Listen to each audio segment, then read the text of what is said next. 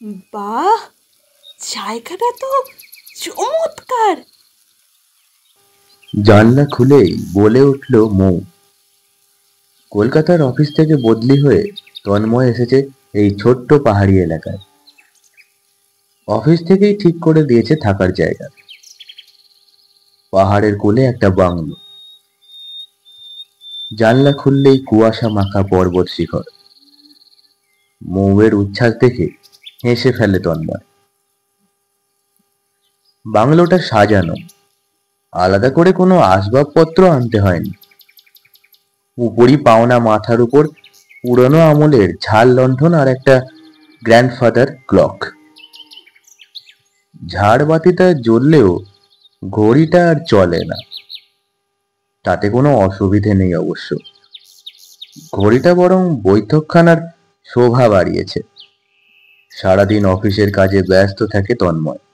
ভোটের মুখে সরকারি কাজে দম ফেলার ফুরসত পাওয়া যায় না। মৌ সারাদিন একলাই কাটায়। বই পড়ে, গান শোনে, ছবি আঁকে, কখনো বা হাঁটতে বেরোয়। পাহাড়ের কোলে নিঃসঙ্গ সময়টা সে বেশ উপভোগ করে। তন্ময় ক্লান্ত শরীরে বিছানায় গা এলিয়ে দিলেই ঘুমিয়ে পড়ে। কিন্তু কদিন ধরে একটা অদ্ভুত ঘটনা দেখে বেশ খটকা লাগে মৌয়ের। রাতের একটা নির্দিষ্ট সময় তন্ময় ঘরের বাইরে বেরিয়ে যায়, ফেরে সেই ভোরে। কিন্তু সকালবেলা এই নিয়ে কিছু জিজ্ঞেস করলে সে কোনো উত্তর দিতে পারে না, যেন কিছু মনেই নেই তার।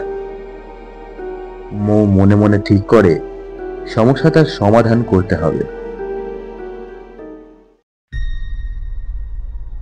রাত তখন 2টো। মৌয়ের শিরদাঁড়া বেয়ে নেমে গেল একটা ঠান্ডা স্রোত। সে কি ঠিক শুনছে? হ্যাঁ, ঠিকই তো। ঘড়িটা বাজছে, কিন্তু ঘড়িটা তো চলে না।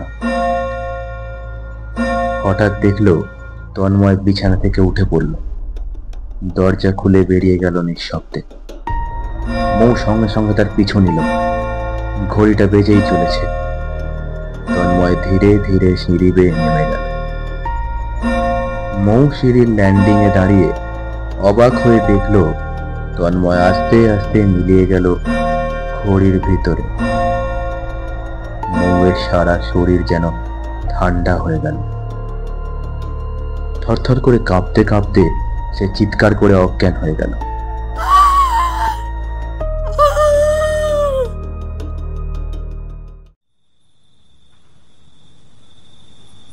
মৌ, মৌ! তন্ময়ের ডাকে হুঁশ ফিরল তার। চোখে মুখে জলের ছিটে দিয়েছে তন্ময়। ওকে দেখেই ধড়মড়িয়ে উঠে দাঁড়ালো মৌ। তন্ময় বলে উঠল, কি হয়েছে মৌ? তো তোমার চিৎকারের আওয়াজ শুনে আমি দৌড়ে এলাম ঘর থেকে। তো তুমি এখানে কেন? কি হয়েছে তোমার? মৌ কোনো উত্তর দিতে পারে না। অবাক হয়ে তাকিয়ে থাকে ঘড়িটার দিকে। নির্জীব বস্তুটা যেন তার দিকে তাকিয়ে ব্যঙ্গের হাসি হাসছে।